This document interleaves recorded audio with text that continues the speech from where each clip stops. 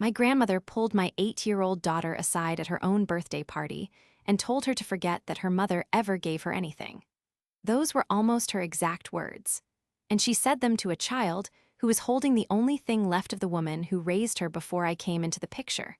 A pair of pearl earrings that had belonged to my daughter Lily's biological mother, Renata, who passed away when Lily was 4 years old. My grandmother, Dolores Marsh, looked that little girl in the eye and told her those earrings belonged to her now, and that Lily needed to stop talking about them. I was standing in the hallway. I heard every word.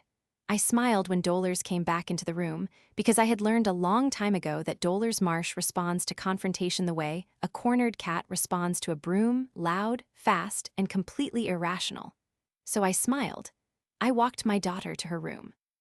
I kissed her on the forehead, and I told her the earrings were hers forever, and that nobody in the world had the power to change that. And then I went back out into that living room with my phone in my hand and the recording already running.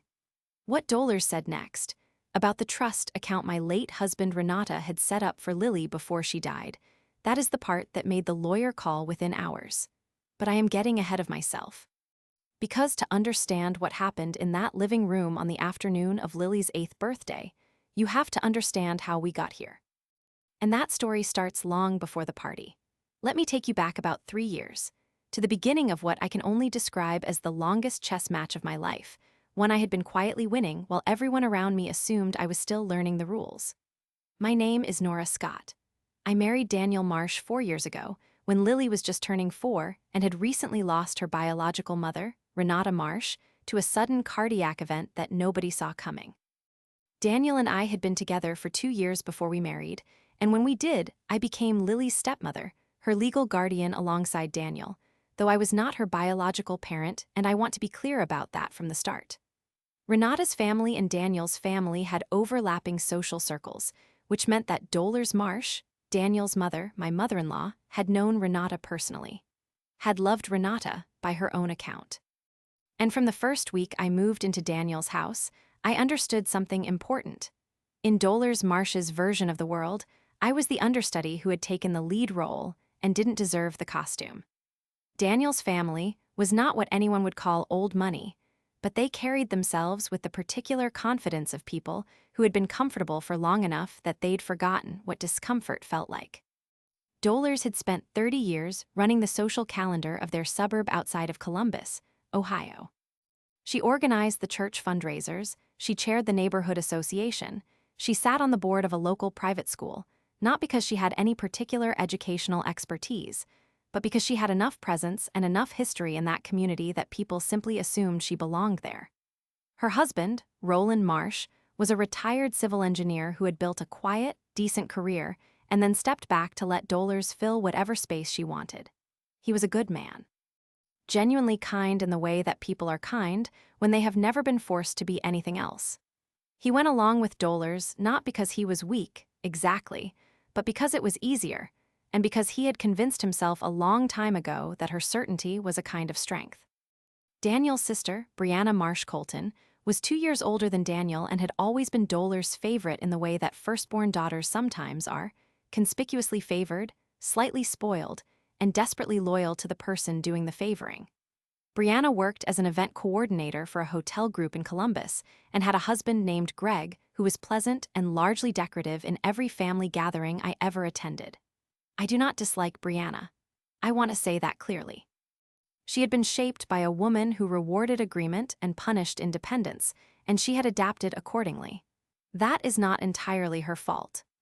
But it meant that when Dolores moved, Brianna moved with her, and when Dolores decided I was not good enough for Daniel or for Lily, Brianna filed that opinion and treated it as her own. From the moment I married Daniel, the message from Dolores was consistent, even when it was delivered in the language of helpfulness. She offered to take Lily for the weekends, because you must be overwhelmed, Nora, stepping into this. She suggested Lily should keep going to the pediatrician Renata had used because children need continuity and Renata knew what was best. She once mentioned, in front of 4 other family members at a Sunday dinner, that she hoped Lily would grow up remembering where she came from. I was sitting right there. Daniel was sitting right there. Nobody said a word. I understood what Dolores was doing. She was drawing a circle. Inside the circle, Lily, who was Renata's daughter and therefore Marsh blood and Marsh legacy. Outside the circle, me, who was Daniel's wife and therefore a guest in a family story that had already been written without me. What Dollars did not know, and what I had chosen not to share with the Marsh family at any point in those first 3 years, was that I was not exactly who she had decided I was. I had been working in financial planning since I was 26 years old. Not in a flashy way, I was not the kind of person who advertised her credentials at dinner parties. I worked independently, primarily serving small business owners and professionals in the early stages of building real wealth. By the time I married Daniel, I had been doing this for 7 years, and I had a client base and a fee structure that supported a life significantly more comfortable than the one I presented to his family. I drove a sensible car. I wore good clothes that I kept for a long time. I did not talk about money at the Marsh family table, partly because it seemed distasteful, and partly because I had learned very early in my relationship with Daniel's family that any achievement I mentioned would be quietly dismissed or reframed. The first time I understood this clearly was about 6 months after the wedding. We were at Dollars' house for Easter, and Brianna had mentioned that she was thinking about setting up some kind of savings plan for her kids. Dollars turned to me, almost as an afterthought, almost as a gesture of charity, and said, "Nora, don't you do something with budgeting?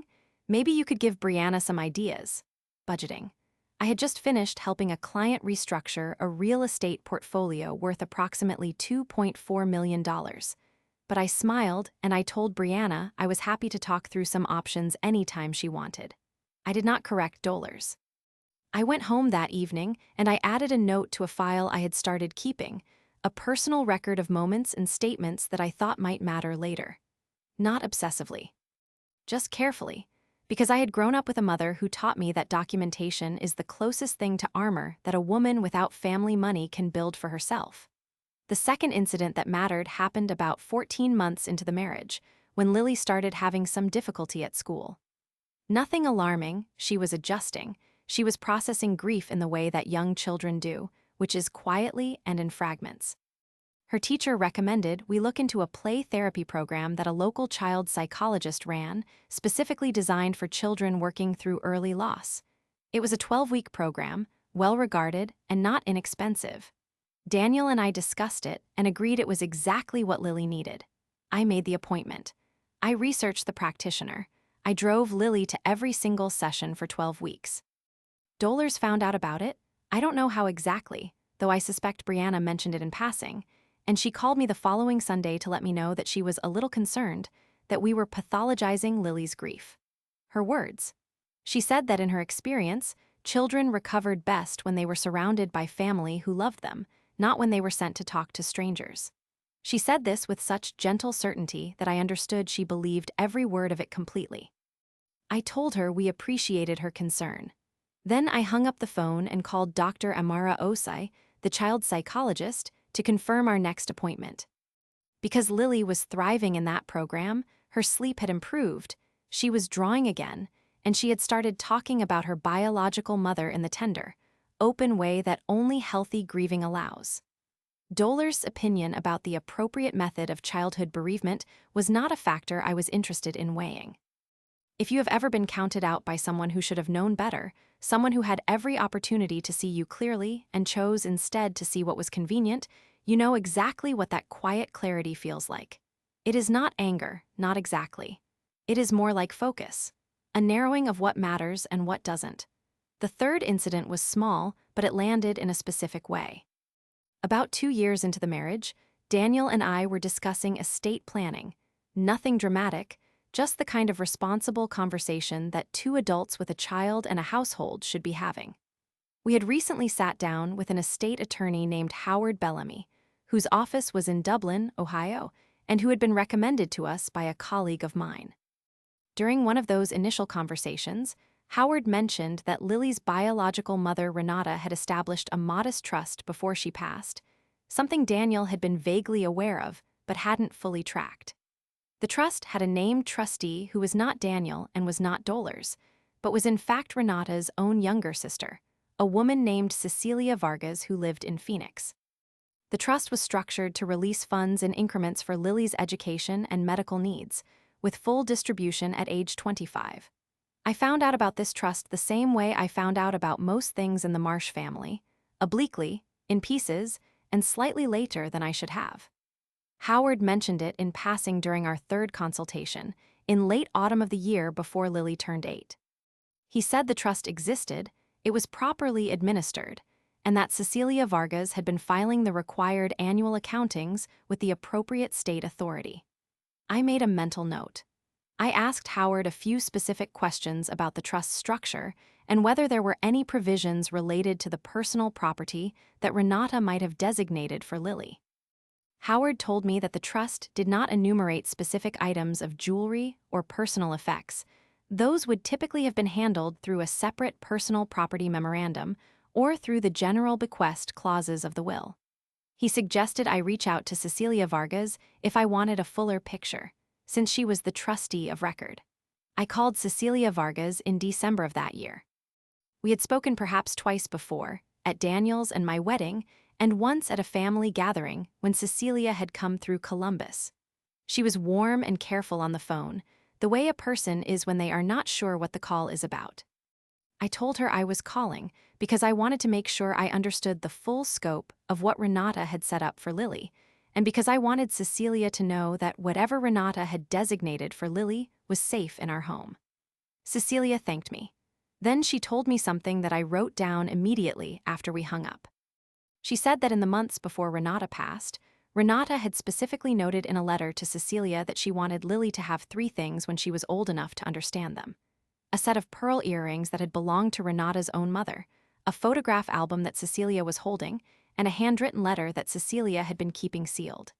She said Renata had been very clear that these items were for Lily and for no one else. Cecilia had assumed, she said, that the earrings were with Daniel. She had never thought to verify it because she assumed they were safe. I told her they were.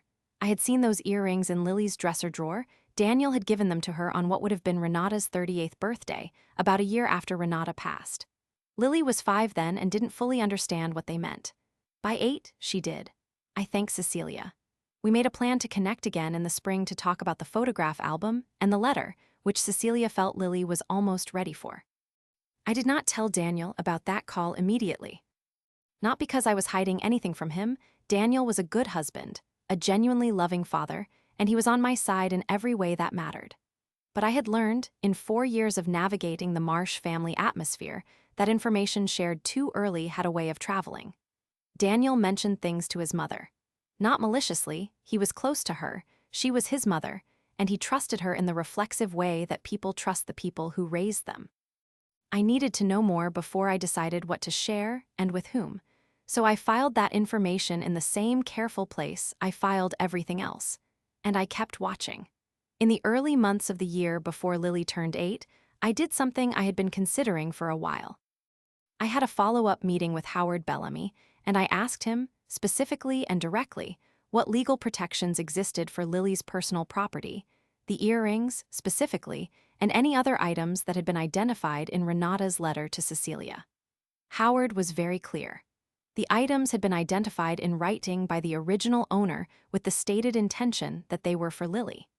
That letter from Renata to Cecilia constituted a record of intent. It was not a binding legal instrument in the same way a will was, but it was documentation. And documentation, Howard said in his dry, even way, was always better than the absence of documentation. I asked Howard to draft a simple letter, not a legal filing, just a formal letter on his letterhead, confirming that Lily was the intended recipient of those items and that any removal of those items from the family home without her consent and the consent of her legal guardians would constitute grounds for a civil claim. He drafted it. I signed it as her stepmother and legal co-guardian. Daniel signed it. Howard filed a copy, and I kept a copy in a fireproof box in my office closet, the same place I kept our passports and the deed to the house. I did not tell Dolers about that letter. I did not tell Brianna. I did not tell Roland. I kept it where it belonged, which was between me, my husband, and our attorney. And I went back to driving Lily to school and making dinner and answering my clients' emails and living the quiet, functional life that the Marsh family had decided was the full measure of who I was. Then came February. Specifically, the 4th of February, which was the Saturday before Lily's actual birthday. We had decided to host the party at our house. Daniel and I both felt strongly that Lily should be surrounded by her friends in her own space, not in a restaurant or a rented venue. We invited 12 of her school friends, a few of the parents who had become genuinely close to us over the years, and the Marsh family, because they were family, and because Lily loved her grandmother, even when her grandmother was difficult. Children have a remarkable capacity to love people who are complicated. I have always respected that about Lily. Dolores arrived early. She always arrived early to gatherings at our house. I used to think it was a power move. Arriving before the host is ready is a classic method of establishing dominance in domestic space, but I had eventually decided it was more reflexive than calculated.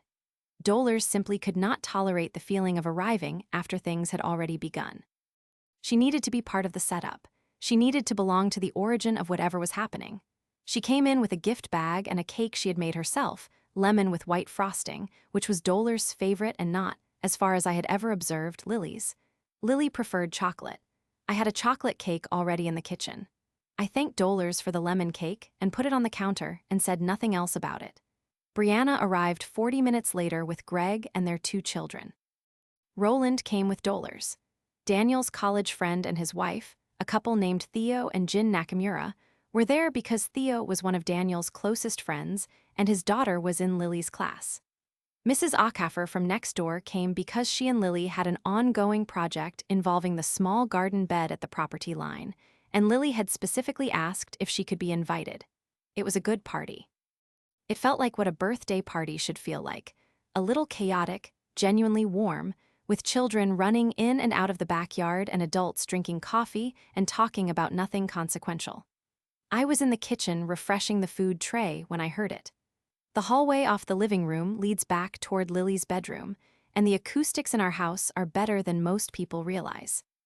When the living room noise settled for a moment, which it did briefly while the kids were outside, I heard Dolores' voice from the direction of the hallway.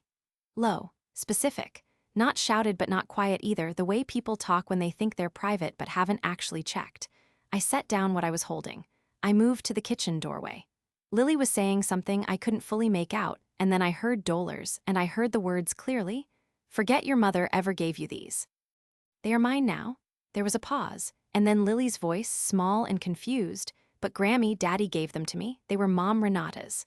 And Dolores said, that is exactly what I mean. They were Renata's.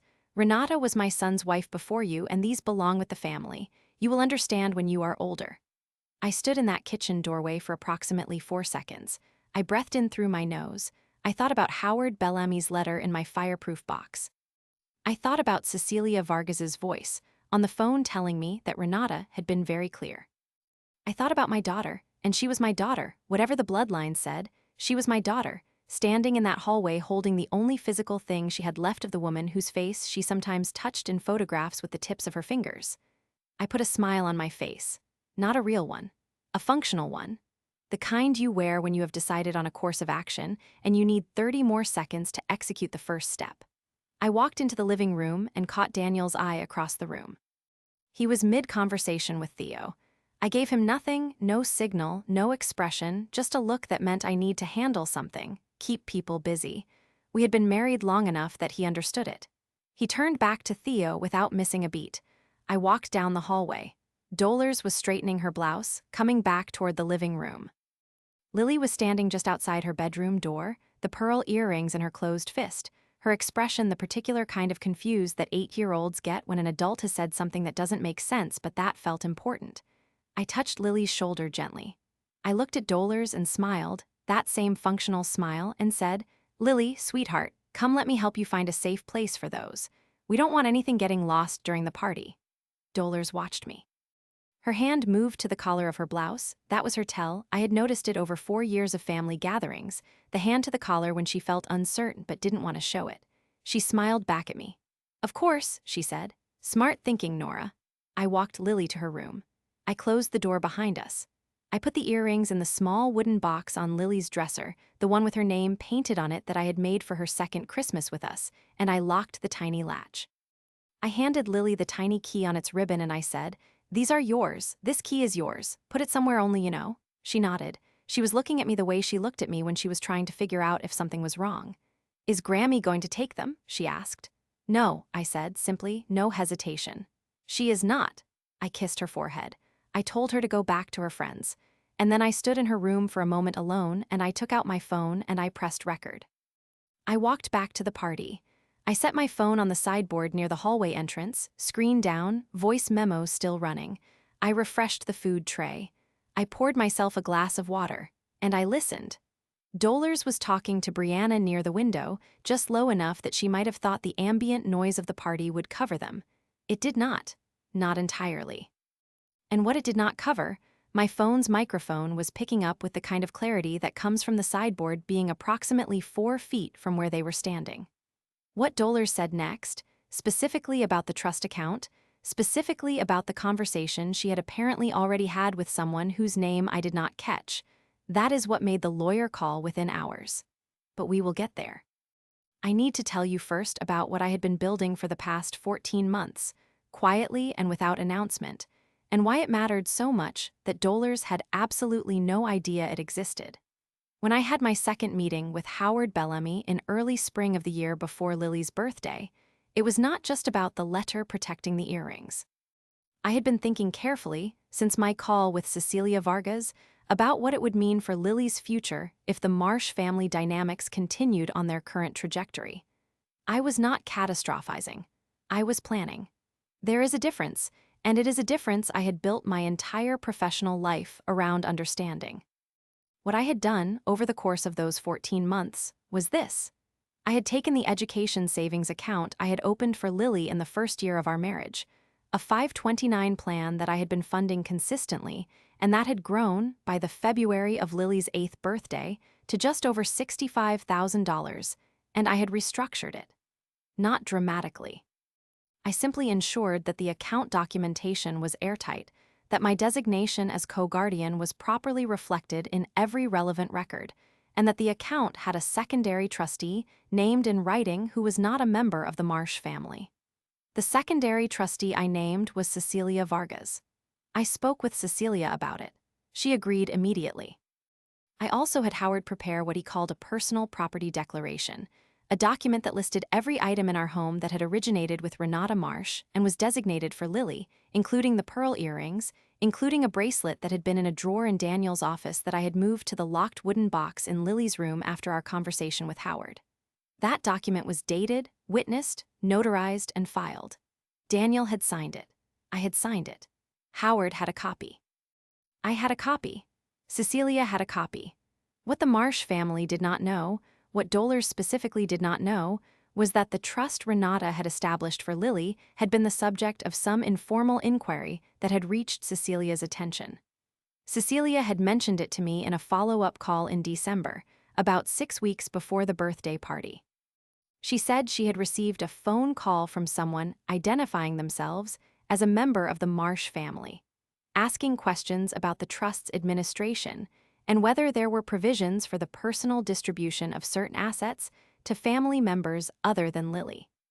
Cecilia had said, very politely, that she was not in a position to discuss the trust's details with anyone other than the named beneficiary's legal guardians, and that any formal inquiry should go through the trust's legal administrator.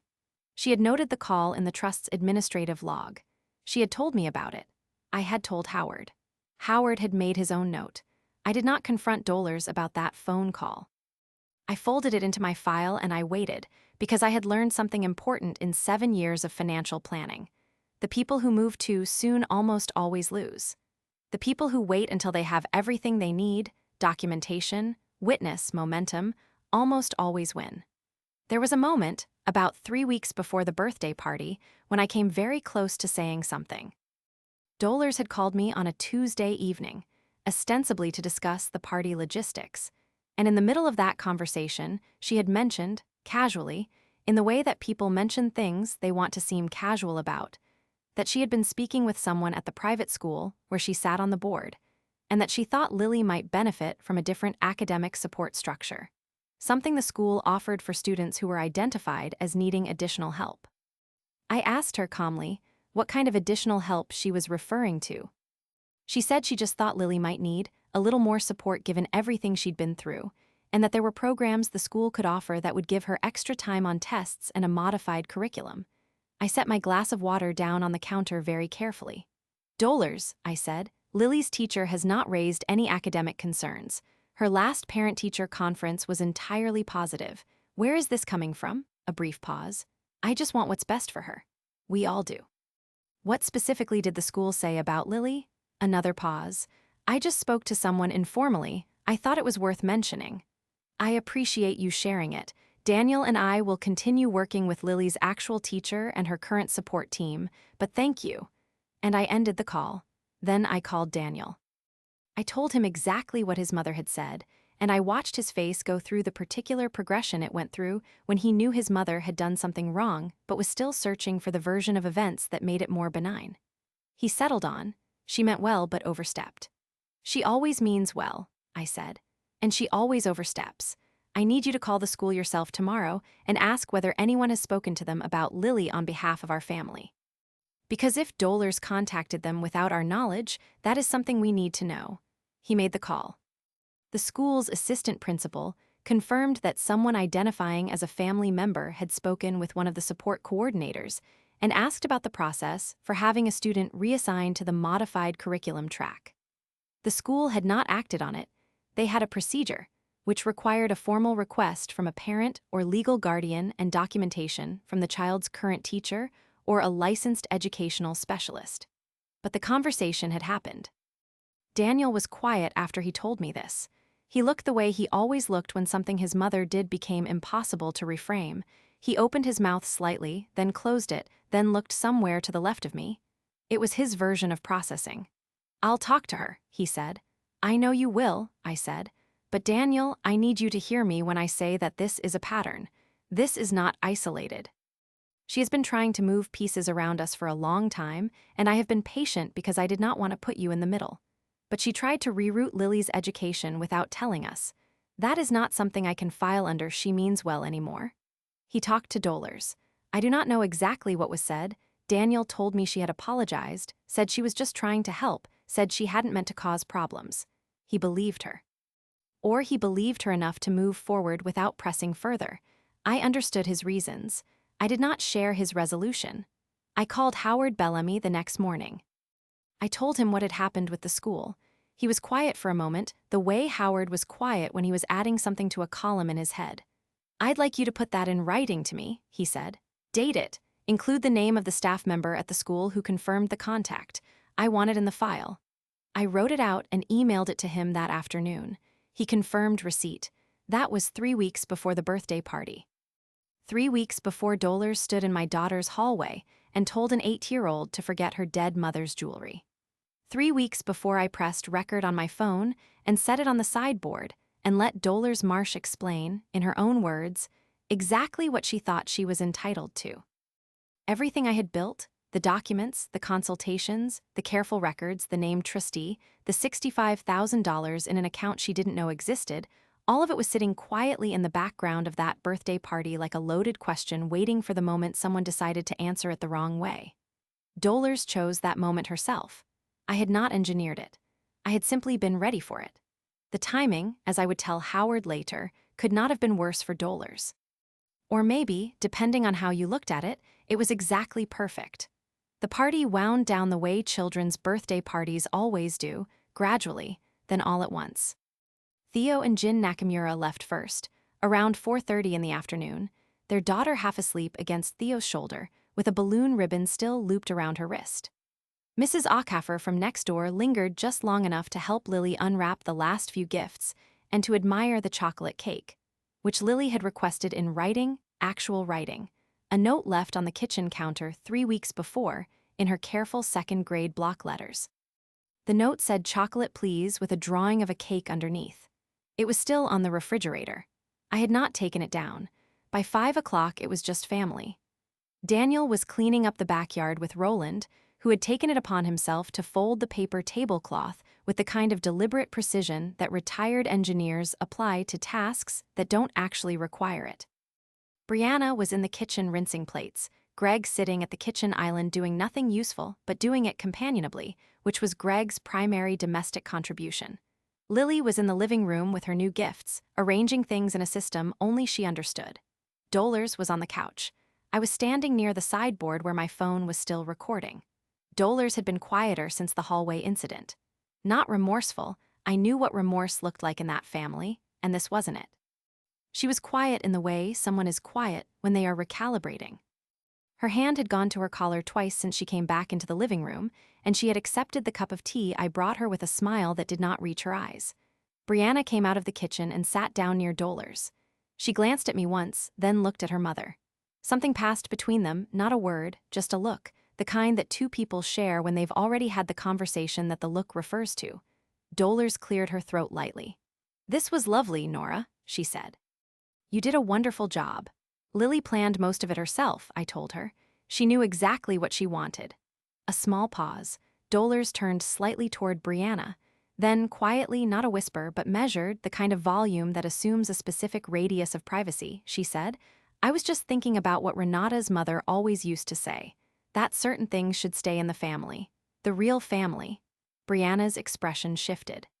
She glanced toward Lily in the living room, then back at Dollars. "Mom," she said, not finishing the sentence, "I'm just saying what everyone is thinking." Dollars smoothed her skirt over her knees. "The trust, those earrings, these are Marsh things. They have always been Marsh things." I stopped moving. I was still near the sideboard. I kept my posture neutral and my breathing even, and I listened to my phone recording every word. "The trust isn't a Marsh thing," Brianna said, and I noticed, not for the first time, that Brianna had more clarity than she usually deployed. She knew the difference.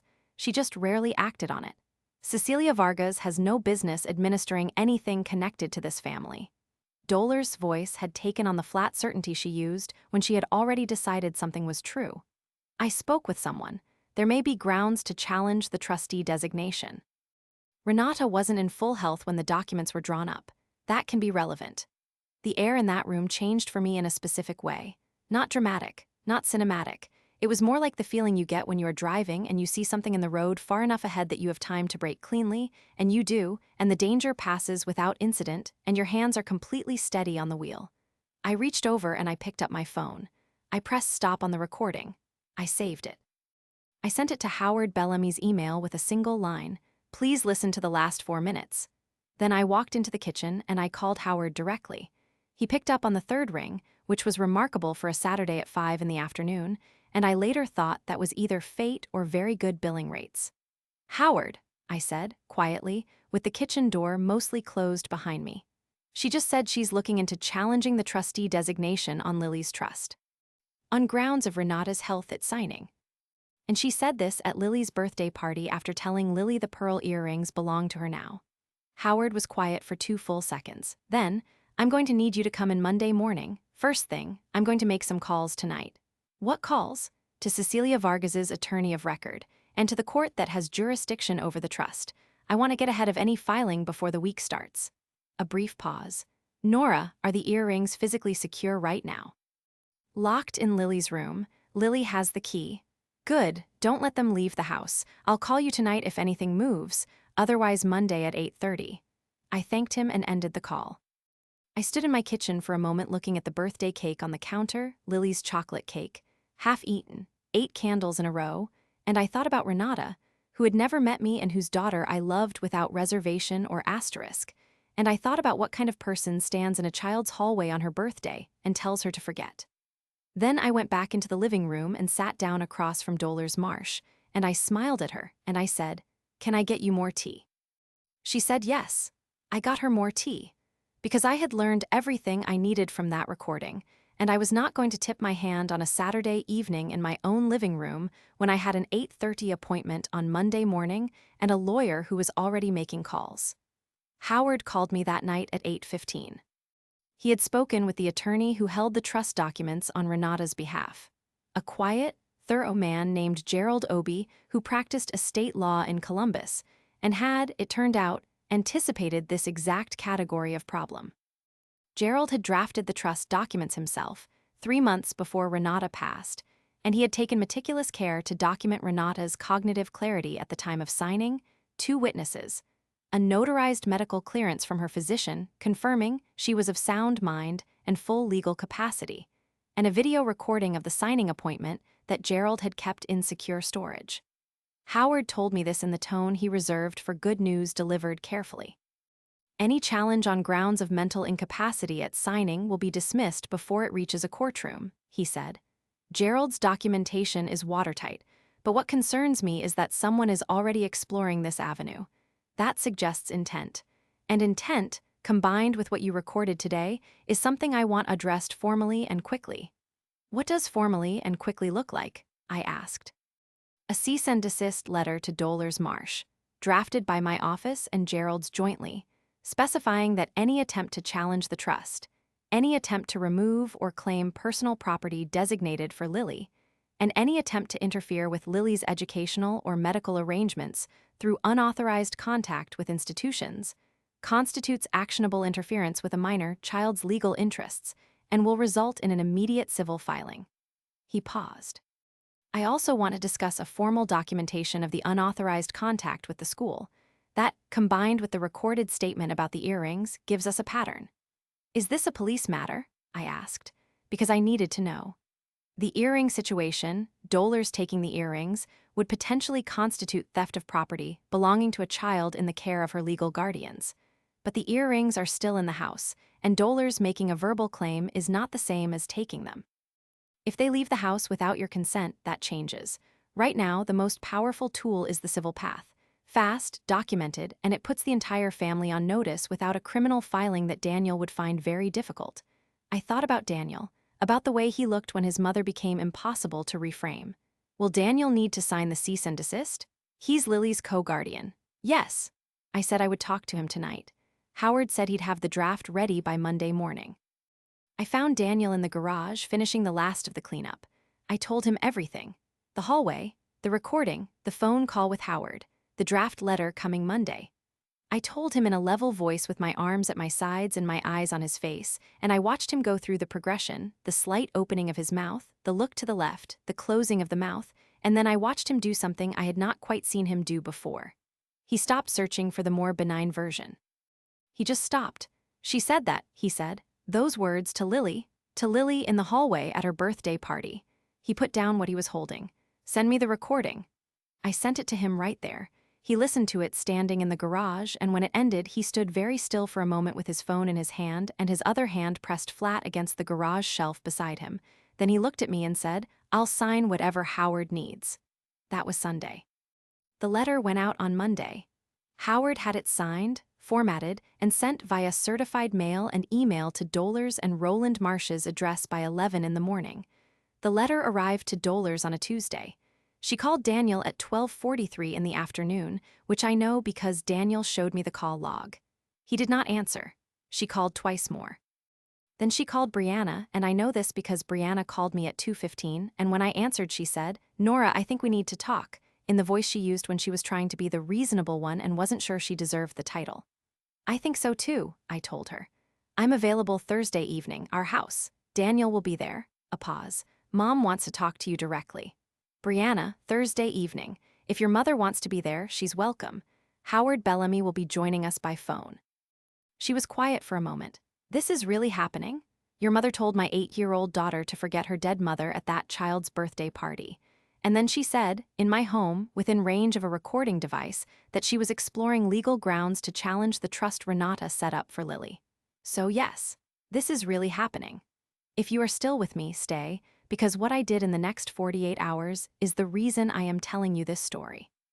I spent Tuesday evening and Wednesday morning with Howard preparing for Thursday. He outlined every document we would present, in what order, and what the legal consequences of each were. He was measured and precise in the way that good estate attorneys are precise, not theatrical, not punishing, just exact. He told me what Dollars could and could not do from a legal standpoint, what our position was on every piece of disputed ground, and what the outcome of a formal civil filing would look like if Thursday did not produce a resolution.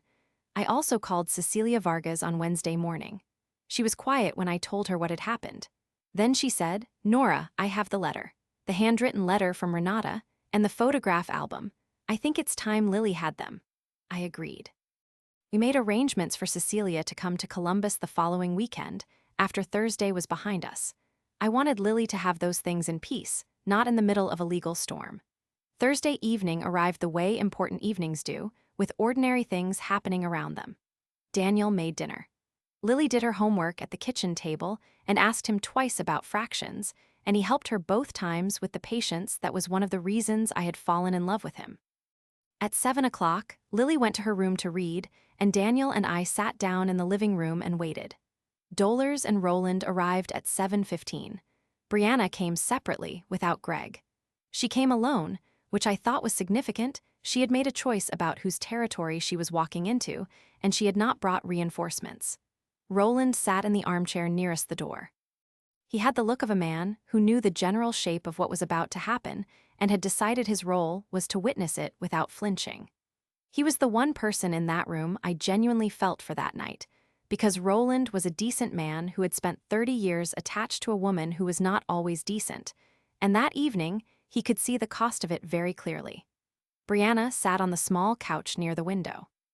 She pressed her knees together and held her hands in her lap and looked at me once with something that was not quite an apology but was adjacent to one. Dolers sat in the center of the main couch. She had dressed carefully for this.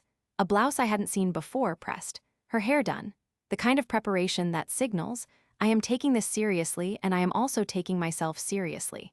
Daniel sat beside me. Howard was on speakerphone on the coffee table between us. "Thank you all for coming," I said. I kept my voice even, not warm, not cold, professional, the voice I used with clients when the meeting was going to involve difficult numbers. Dolers opened with, "I want to start by saying that whatever I said at the party, I said out of love for this family, for Lily, for what Renata meant to all of us." Her voice was controlled. She had prepared too. "I think there has been a misunderstanding." There hasn't. I reached for the folder on the coffee table in front of me. "But let me make sure we're working from the same set of facts, because I want this conversation to be as clear as possible." I opened the folder. The first document is the Personal Property Declaration, drafted by Howard Bellamy and Gerald Obie, signed by Daniel and me, and notarized in November of last year. It identifies the pearl earrings that belong to Renata Marsh as property designated for Lily, based on Renata's written statement to Cecilia Vargas. Any removal of those earrings from this home without the consent of Lily's legal guardians constitutes grounds for a civil filing. Dolers' chin came up very slightly. "That was not necessary. I wasn't going to take them. You told Lily they were yours now." I was upset. I wasn't thinking clearly. Her hand moved toward her collar. It stopped before it got there, she caught herself, which told me she knew the tell and was trying to suppress it. I would never actually take them from a child. From the armchair, Roland said quietly, "Dolers." Just her name, nothing else. She looked at him. He was looking at the folder on the coffee table, not at her. "The second document," I continued, "is the trust administration record for the educational trust I established for Lily in January of 2022. It currently holds $65,000 in a 529 account. The secondary trustee is Cecilia Vargas, named in writing, filed with the account administrator. The account is fully insulated from any challenge to the Renata Marsh Family Trust because it was established independently, funded independently, and is governed by a separate legal framework." Brianna's head came up from the folder direction to my face. I saw her recalibrate, saw the specific moment she understood that she had been working with incomplete information about what kind of person she was sitting across from. Dolers was very still. "I didn't know about that account." "You weren't supposed to." I said it without apology, without heat. "It was for Lily." A silence settled in the room, 4 full seconds where no one moved. Dolers broke it. "I still think Cecilia Vargas has no business being involved in my granddaughter's financial life." Howard's voice came through the phone speaker, measured and perfectly timed. "Mrs. Marsh, Cecilia Vargas is the court-designated trustee for the Renata Marsh Family Trust. That designation was established by the trust documents signed by Renata Marsh prior to her passing, and it is not subject to challenge by anyone who is not a named party to the trust, as I think you may have already heard from someone you consulted." A pause. Dolers' hands were very flat on her knees now. "Whoever you spoke to," Howard continued, "about potential grounds for challenging the trustee designation, I want to tell you, as clearly as I can, that the trust was signed with 2 witnesses, a notarized medical clearance confirming Renata Marsh's capacity at signing, and a video record of the appointment. Any filing on those grounds would be dismissed, and the filing itself would be entered into the record as evidence of pattern interference. That matters because of what you said on Saturday. Dolar's voice came out thinner than before. What I said on Saturday was a private conversation. I picked up my phone, I pressed play. I had trimmed the recording to the relevant section, about 2.5 minutes, starting from the moment Dolars said the real family and ending when she said Cecilia Vargas has no business. The sound quality was clear. Our living room has good acoustics. I had mentioned that before. The recording played.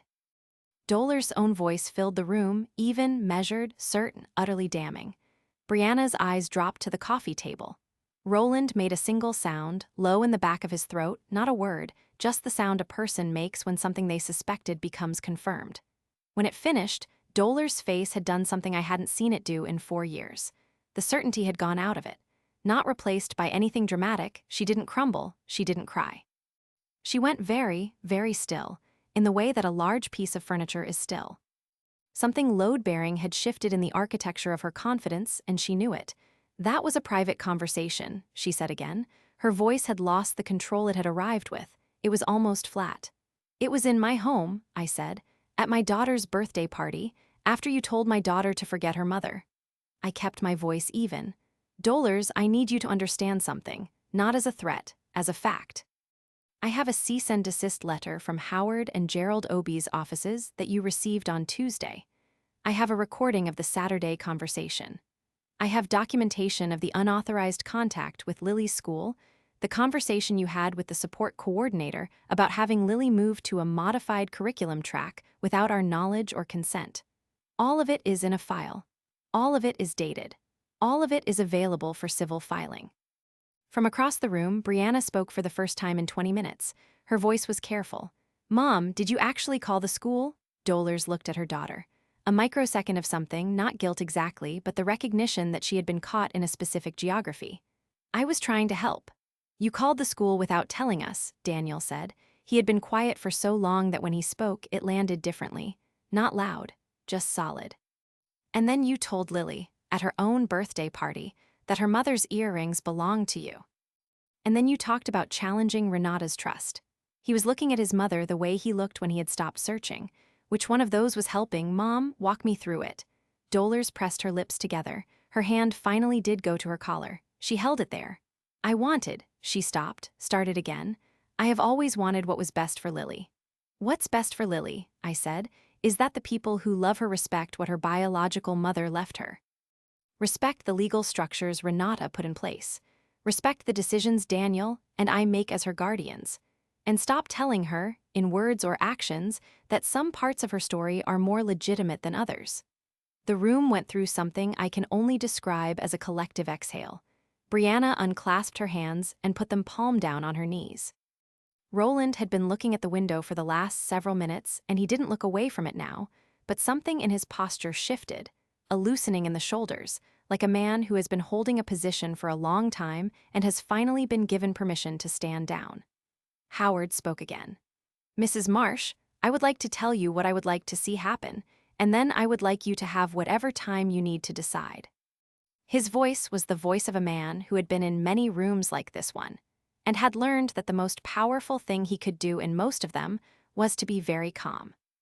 We are asking for a signed acknowledgement that you will make no further attempts to contact Lily's school, her medical providers, or any institution connected to her care, without the prior written consent of her legal guardians. We are asking for a signed acknowledgement that the personal property designated for Lily, including the pearl earrings, is hers alone and that no future claim will be made against it. And we are asking that any future engagement with Lily's trust administration go through legal channels only and not through informal inquiries to anyone connected to the trust. He paused. If those 3 things are agreed to and signed, we have no interest in filing anything. If they are not agreed to, we file Monday morning, and the record of interference, school contact, recorded statements, attempt to challenge the trust, becomes part of a formal legal proceeding. The choice is genuinely yours. Dolars was looking at the folder on the coffee table, not at the folder itself, past it, or through it, in the way people look when they are understanding the distance between where they thought they were and where they actually are. Roland stood up from the armchair. Slowly, with the deliberateness of a man whose joints had been in the same position for a while, He walked to the couch and sat down next to Dollars. He didn't put his arm around her. He just sat beside her, and that proximity seemed to be what she needed before she could speak. "What do the documents look like?" she asked. Her voice was very quiet now. Not broken, Dollars Marsh did not break easily, but hollowed out, the certainty gone and nothing yet to replace it. "I can email them now," Howard said. "You can have your own attorney review them before signing, which I would encourage. They are straightforward, 30 days to sign." Dollars looked at Daniel. He looked back at her without the usual searching, without the reframing. He was looking at her simply, the way you look at someone you love when you have finally accepted the full dimensions of who they are. "Sign them, Mom," he said. "Please." She looked at me then, directly for the first time that evening. I held her gaze without expression, without hostility, without warmth, just steadiness. Her hand dropped from her collar to her lap. "All right," she said. That was all. No dramatic declaration. No collapse. Just 2 words spoken by a woman who had understood, in the space of one evening, that the board she thought she'd been playing on was not the board she'd actually been playing on, and that every move she'd made had been observed and logged and waited on by someone with more patience and more documentation than she'd ever considered possible. Howard said he would send the documents within the hour. He said goodnight. The call ended. Brianna left first. She stopped at the door and looked at me and said, "I didn't know about the school." I believed her. I nodded. She left. Roland helped Dollars with her coat. At the door he turned back to the room and said, "I'm sorry, Nora." He said it looking at me directly, not at Daniel, not at the room, at me. I should have said something a long time ago. I told him I appreciated that. I meant it. They left. The house was quiet in the specific way a house is quiet after something significant has passed through it. I sat down on the couch, in the spot where Dollars had been sitting, and I held completely still for a moment. My hands had stopped the slight tremor I hadn't realized I'd been carrying since Thursday morning. I let out a breath that felt like it had been waiting since Saturday. Daniel came and sat beside me, not speaking, just there. After a while he said, "She's going to be all right, eventually." "I know she will," I said, because I did believe that. I wasn't trying to destroy Dollars Marsh. I was trying to stop her from destroying something that didn't belong to her. Dollars and Roland's attorney reviewed the documents, and Dollars signed them on a Friday, 22 days after the party. All 3 acknowledgments, witnessed and notarized. Howard filed the signed copies and sent me a confirmation email that evening. 3 months after that, Dollars stepped back from the private school board. The official reason given to the community was that she was focusing on other commitments. Roland told Daniel privately that she had been asked to step down following an inquiry into whether she had used her board position to attempt to influence a student's academic classification without parental consent. The school had done their own investigation after our conversation with the assistant principal. I had not prompted that. They had their own procedures, and those procedures had run their course. Brianna called me about 6 weeks after the Thursday meeting. She asked if she could take Lily to a movie, just the 2 of them on a Saturday. I said yes. Lily came home happy, with popcorn residue on her jacket and a story about Brianna falling asleep in the first 20 minutes. That was enough of a beginning for me. Cecilia Vargas came to Columbus in March. She sat at our kitchen table, and she gave Lily the photograph album, filled with pictures of Renata from childhood through to the last years of her life, carefully labeled in Renata's own handwriting. And she gave Lily the sealed letter. Lily took it to her room to open privately, which was exactly right, and when she came out, she had been crying a little, in the clean, resolved way that healthy grief allows. She climbed onto the couch between Daniel and me and leaned against him, and then reached over and held my hand. The $65,000 in the 529 account kept growing. It is currently just over $71,000. By the time Lily is ready for college, it will be substantially more. That money was never the point. The point was that no one was going to tell my daughter that some parts of her story were less real than others. The point was that Renata had built something for her child before she left, and I was going to make sure it reached her. The pearl earrings are still in the wooden box on Lily's dresser. She knows where the key is. She wore them for the first time 2 weeks ago to a school concert where she played 3 pieces on the violin with perfect concentration and took her bow with the kind of quiet confidence that tells you a child knows who she is. Dollars came to that concert. She sat across the auditorium from us. When Lily took her bow, I watched Dollars bring her hands together. Slowly, and then with more feeling than I expected, until she was clapping along with everyone else, and whatever was on her face in that moment was something I did not try to read. It was hers. Roland caught my eye across the auditorium and gave me a nod. I nodded back. I don't know what the future of that relationship looks like. I don't spend time trying to know. What I know is that my daughter has every piece of herself that she is supposed to have, and that the people who wanted to take any of those pieces from her found out that I had built something considerably more durable than their assumptions. That is the whole story. So you tell me, did I go too far? Or not nearly far enough?